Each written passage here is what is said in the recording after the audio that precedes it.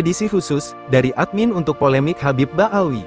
Video ini dibuat untuk menanggapi tuduhan-tuduhan kepada kami, bahwa kami adalah pembenci zuriyah Nabi dan pemecah belah umat Islam.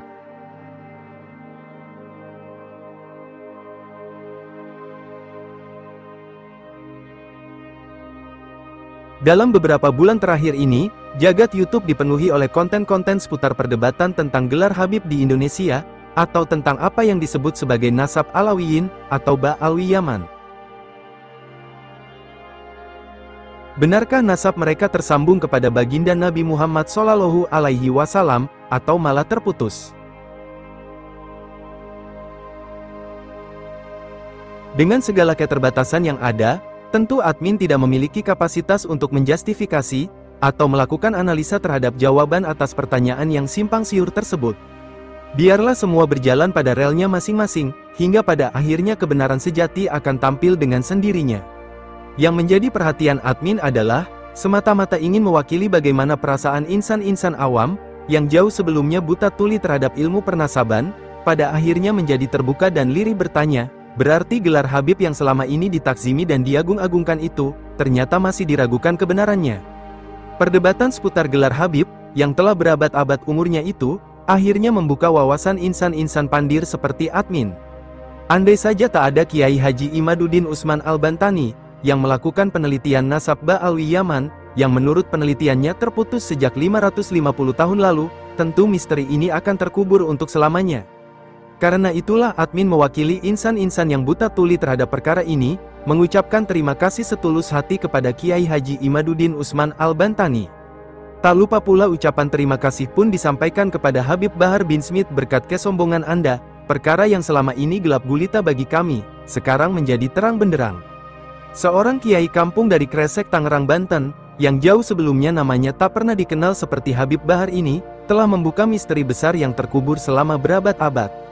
Habib Bahar bin Smith berjasa besar atas viralnya polemik nasab ini, lewat setidaknya dua statement angkuhnya yang tanpa nalar berikut ini.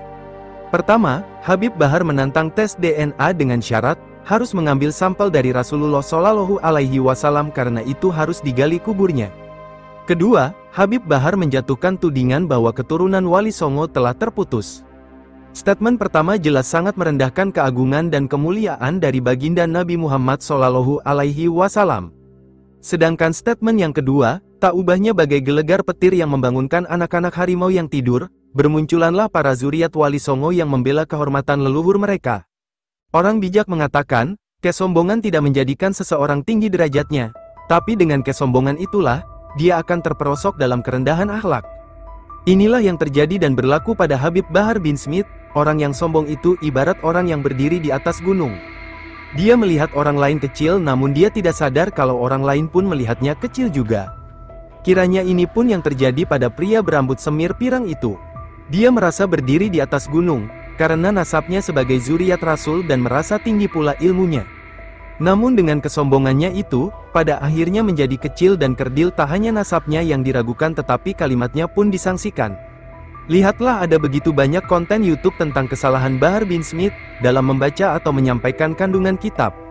Apapun itu semua, kami tetap berterima kasih kepada Habib Bahar bin Smith.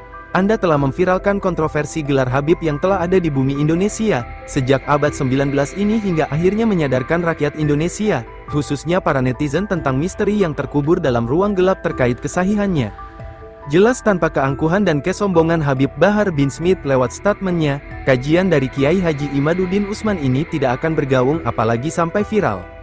Benarkah gelar Habib di Indonesia diragukan? Sekali lagi admin sama sekali tidak memiliki kapasitas ilmu untuk turut memberikan analisa dan pendapat terkait pertanyaan tersebut. Habib itu artinya yang dicintai, dan gelar ini hanya berlaku di Indonesia. Di Malaysia misalnya, zuriat Nabi disebut sebagai syahid. Sebetulnya Habib ini mempunyai kedudukan istimewa di mata masyarakat Islam Nusantara pada umumnya.